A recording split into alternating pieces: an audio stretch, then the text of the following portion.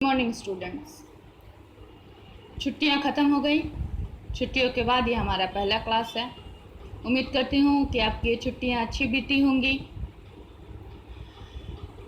छुट्टियों के समय कुछ होमवर्क हम लोगों ने आपको दिया था।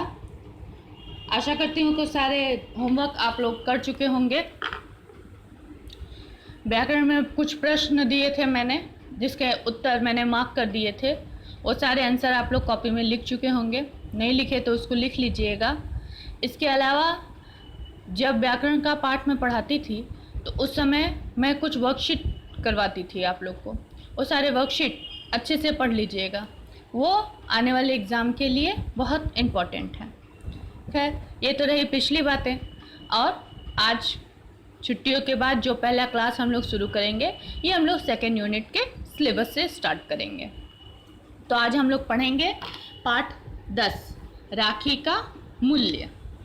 राखी तो जानते ही हैं, राखी का त्यौहार क्यों मनाया जाता है। राखी का त्यौहार भाई बहन मनाते हैं, भाई बहन के प्यार को दर्शाता है राखी। ये जो एकांकी है, ये जो नाटक है, ये लिखा है हरिकृष्ण प्रेमी ने। इसमें इन्होंने दिखाया है कि राखी का कितना महत्व है।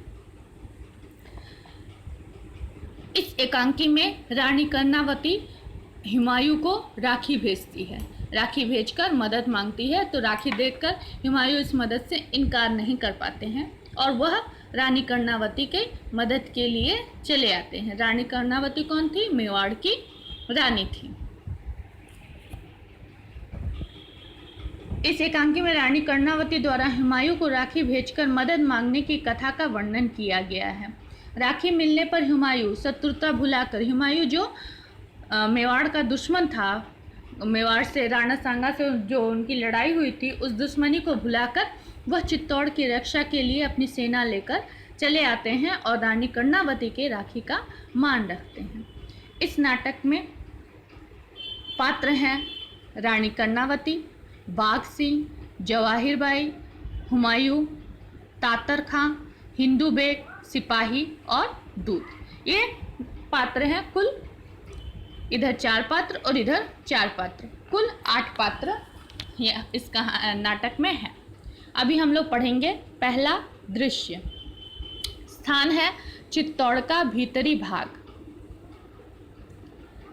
महारानी कर्णावती, जवाहिर भाई और बाघ सिंह बैठे हुए बातचीत कर रहे हैं। रानी कर्णावती कहती हैं कि बाघ सिंह से पूछती हैं कि युद्ध का क्या हाल है।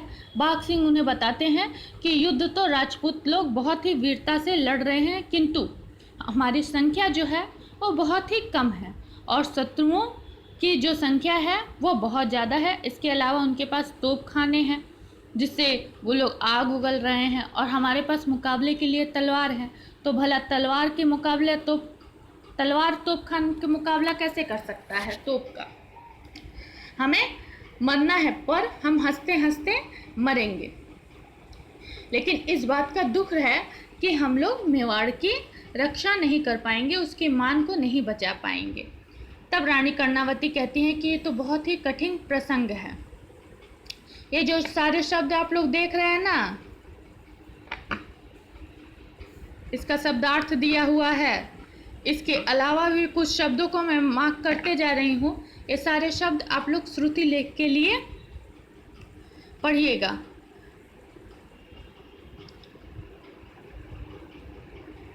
उनके आतंक से मेवाड़ के बाहर भी दूर दूर तक अत्याचारियों के प्राण कांप रहे हैं। मेवाड़ की सीमा में पैर रखने का साहस किसमें हो सकता है। यहाँ रानी कर्णावती अपने स्वामी का जिक्र करती हैं कि इस समय मेरे स्वामी यहाँ नहीं हैं। कौन थे? महाराणा सांगा। तो कहती है कि वो नहीं थे। अगर वो यहाँ होते, वो अगर होते यहाँ, तो किसी भी दुश्मन में इतना साहस नहीं था कि वह उनका मुकाबला करते।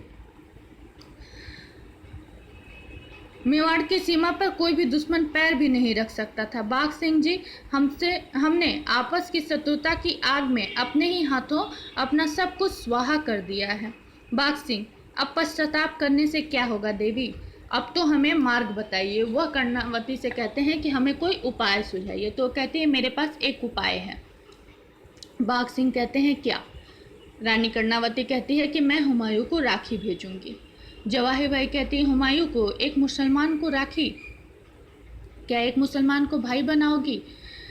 रानी कर्णावती कहती है चौकती क्यों हो जवाहिरी, मुसलमान भी इंसान हैं, उनकी भी बहनें होती हैं। सोचो तो बहन, क्या वे मनुष्य नहीं, उनके हृदय नहीं? वह उनमें और हम में इतना अंतर है कि वह ईश्वर को खुदा कहते हैं, वह मंदिर नहीं मस्जिद जाते हैं। तो क्या सिर्फ इस वजह से हम उनसे घृणा करेंगे? बाघ सिंह कहते हैं यह इतना आसान नहीं। क्या हुमायूं पुराना वैर भूल जाएगा? वह राणा सांगा से हुए उनके युद्ध के जिक्र को करते हुए कहते हैं कि क्या हुमायूं हमारी मदद करेंगे? वो हम अपने पुराने बैर को भूल जाएंगे? सिकरी के युद्ध के जख्मों के निशान क्या आसानी से मिट सकते हैं? कर्णावती कहती है हमारी राखी वह शीतल दवा है जो सारे घाव भर देगी। यह वह वरदान है जो सारे वैर भाव को जलाकर भस्म कर देती है। राखी पाने के बाद कोई वैर विरोध याद रख सकता है भला? जवाहिर बाई, पर वे हमारे शत्रु हैं। जवाहिर बाई कहती है कि लेकिन वे हमारे शत्रु हैं। कर्णावती, ऐसा न कहो, हमारी तरह अब भारत उनकी भी जन्मभूमि हो चुकी है। अब उनका काफिला बनाकर उन्हें अरब तो नहीं भेजा जा सकता है। वो कहती हैं कि अब यही उनकी जन्मभूमि है, तो यहाँ के लोगों की रक्षा करना उनकी जिम्मेदारी है, या यहाँ के लोगों की मदद करना अगर कोई मदद के लिए पुकार। अब उनको हम लोग भगा तो नहीं सकते वापस, उन्हें यहीं रहना है और हमें उन्हें रखना होगा। वे हमें बहन समझे और हम उन्हें भाई, यही उचित है। इस मुसीबत के समय मेवाड़ की रक्षा का और उपाय ही क्या है? बाघ सिंह, आपको कुछ बताइए, आप ही कुछ बताइए, आपकी क्या सम्मति है, मतलब आपकी क्या राय है? तो वे कहते हैं कि हम तो बस आज्ञा पालन के लिए हैं, हमारी कोई, मैं सम्मति क्या दूंगा? कर्णावती कहती है तो फिर ठीक है, भाईचारे और मनुष्यता पर विश्वास करते हुए हुमायूं की परीक्षा लीजिए ये राखी और यह पत्र आज ही दूत के साथ बादशाह हुमायूं के पास भेज दीजिए। वो कहते हैं कि अच्छी बात है, हम भी देखेंगे कि कौन कितने पानी में है, परीक्षा हो जाएगी। कौन कहता है? जवाहिर बाई, कि आखिर कौन कितने पानी में है, वो हमारी मदद करते हैं कि नहीं, ये भी स्पष्ट हो जाएगा, और एक राजपूतानी की राखी में कितना ताकत है यह भी तय हो जाएगी। ये हम लोगों ने पढ़ा पहला दृश्य जो मेवाड़ का था, रानी कर्णावती, जवाहिर बाई और बाघ सिंह के बीच।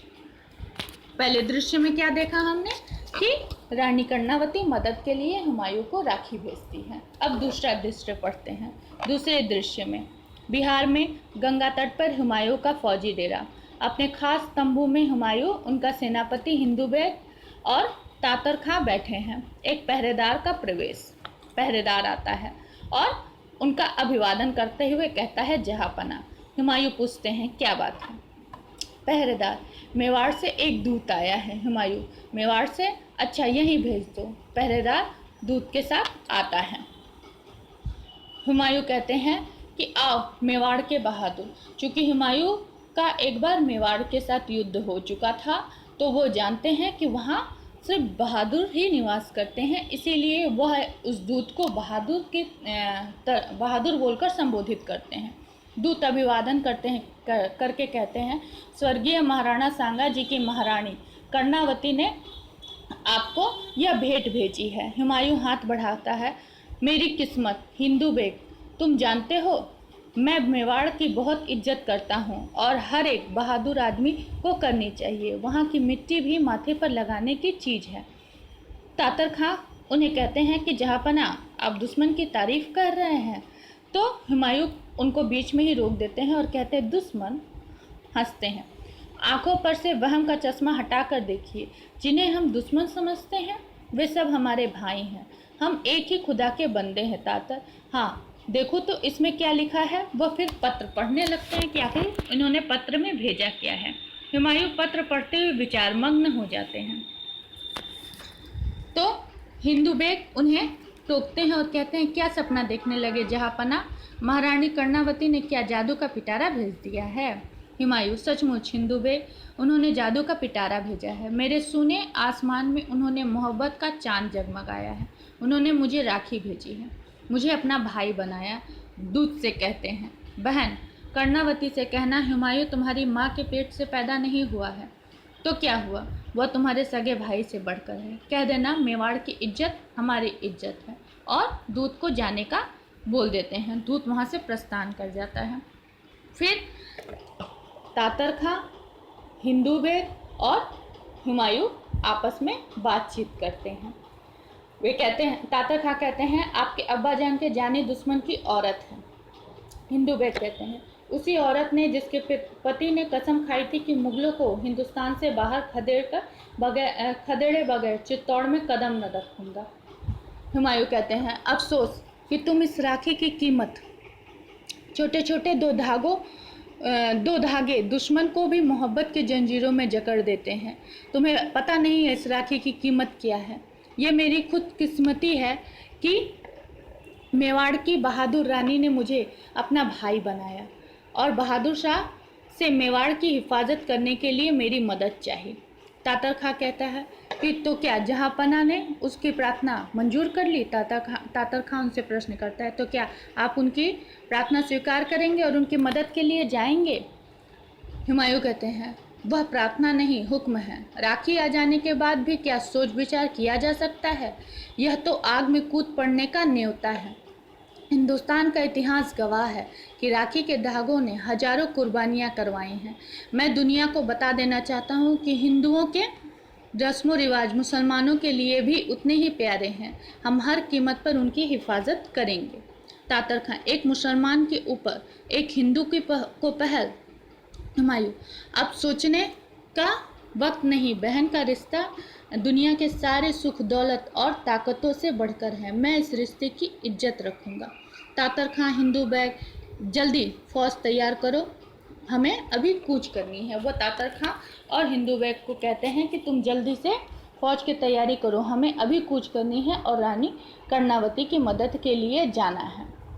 वो उन्हें समझाते भी हैं कि आप एक हिंदू के लिए मुसलमान से युद्ध करेंगे, लेकिन वो कहते हैं कि नहीं, मेरे साथ जो ये रिश्ता जुड़ गया है, मैं इस रिश्ते को निभाऊंगा। कौन सा रिश्ता जुड़ गया है? भाई बहन का।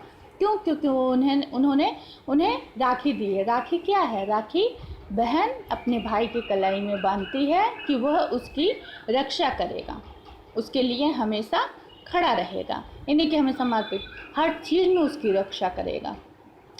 तो ये आज हम लोगों ने ये एकांकी पढ़ी कि मात्र एक राखी भेज देने से कैसे हुमायूं, जो कि चित्तौड़ मेवाड़ का दुश्मन था, वह कैसे राजी हो जाता है फिर से उसकी मदद करने के लिए।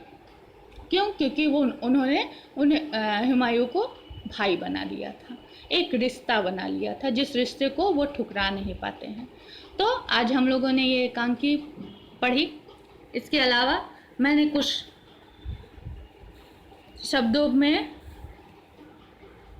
निशान लगाए हैं, जिसे आप लोग डिक्टेशन किसी को भी दे दीजिएगा अपने घर में, जो भी मम्मी पापा भाई बहन जो होंगे उन्हें दे दीजिएगा। वो लोग डिक्टेट करेंगे, आप लोग लिखिएगा। इससे आप लोगों के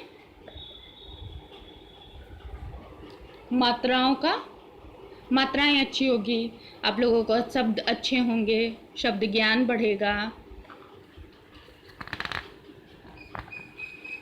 नीचे शब्दार्थ दिए हुए हैं, सारे शब्दार्थ आप लोग याद कर लीजिएगा। बस आज के लिए इतना ही। धन्यवाद।